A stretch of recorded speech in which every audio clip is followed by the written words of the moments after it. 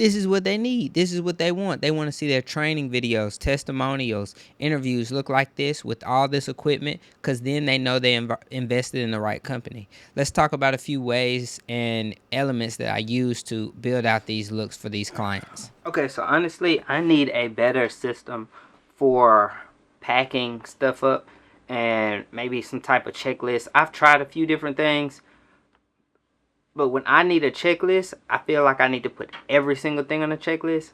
And it's too many like little detail stuff that I don't want on a checklist. So maybe I should make like categories of audio equipment, charging cables, lenses, filters, like camera accessories, and then do that. But yeah, I'm on the floor. Everything's packed up. This is what the truck looks like right now. And a couple more things I need to add. I'm gonna stick this light in. I didn't want to take it right now, but yeah, just essentially we're taking all of this stuff to build a scene, because these are training videos for their nonprofit, for their business. So they need to make training videos. So I'm just creating a scene. I've worked with them for maybe like 5 or 6 years now, and what is really good about working with people for long periods of time, you start to get autonomy to make decisions on looks and building out scenes, and they trust you. So they trust me. They just said, we're doing the same thing we did last year. We need some more of these training videos. So I'm coming back to make some more training videos, but this time I'm improving the look from last time, because that was the first time we made training videos. So now I'm building these training videos into a more pleasurable look for people watching. So yeah, I'll let y'all see. We're gonna do a full setup tomorrow. I think I'll do a time lapse for that.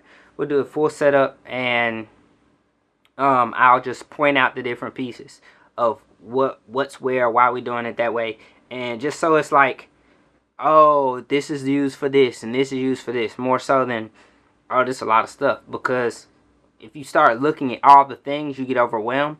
But if you know where all the things go, or why you have these pieces to fit these scenarios, then it's a lot easier for you to go into to businesses and set up stuff and be able to be confident in what you're bringing. And like the last video, we was talking about just having a minimal setup. Here you want to appear like it's more, but everything has its specific piece. So it's like, it's multiple forms of audio. So you got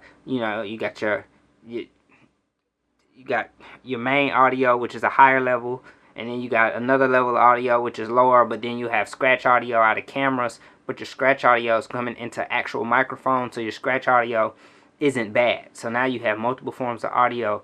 You got layers. Then you have multiple camera angles, so if anything changes or y'all need to cut or take a break or stop, you can cut back into this other camera angle. Having a teleprompter where now they're able to read their script fluently and not have to remember and go back and forth. They're like little details that help build these type videos and these type productions for companies.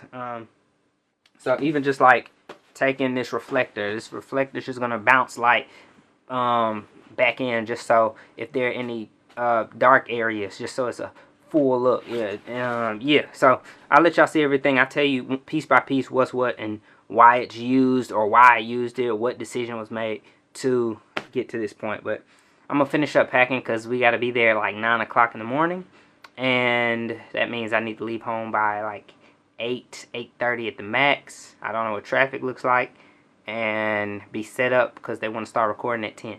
So that's also a thing. Make sure you are prepared beforehand so that you're prompt to where you got to be to do the stuff you got to do. All right, so as we get finished with the shoot here, I'm going to use these couple stills and just show you some of the equipment used and why it's used, and kind of how this whole procedural action works. Of course, we did a time lapse here of, packing everything up so you can see the sheer scale of how much equipment actually went. But once it's all packed up, it's not really that much. Oh, key point, be sure y'all get some type of cart that you can pack everything up on. So if you look at this image here, You see the lady on the left is using a remote to control the teleprompter, and she's keeping an eye on his speed and how quickly or slowly he's talking and key points. Using the TV screen here is a very important key point, because now everyone that has to go after him is able to see what they look like, know what the scene looks like, and knows how to operate in it more effectively. Now, if we start breaking down some of the equipment, I use the Gobo and a Nanlite FS150 for the backlight on the background there. And then we use two tube lights for the blue and the red lighting, which are their colors, red, white, and blue. Then we use the hair light, which was a Forza FS60 which gives him a little bit of pop from the top of his head, as you can see here. And then the key light is a Nanlite Forza 300B2. So it's a 3-light setup, 2 camera setup. We use 2 FX30s and the teleprompter. These are really the key points. And then sometimes I use a shotgun mic, but this time I used a podcast mic just to increase the density there. There are different reasons I use different mics, but we're not talking about mics today. So if you just see and break this scene down, we used a total of 1, 2, 3, 4, 5 lights just to get this look, plus a gobo, which really allows this to seem like a scene versus just in front of some white, generic backdrop paper. So if you have any questions, drop them in the comments. Let's talk about some of the things that you like, or some things that you possibly would have or could have done different. We will see you in the next video. See ya.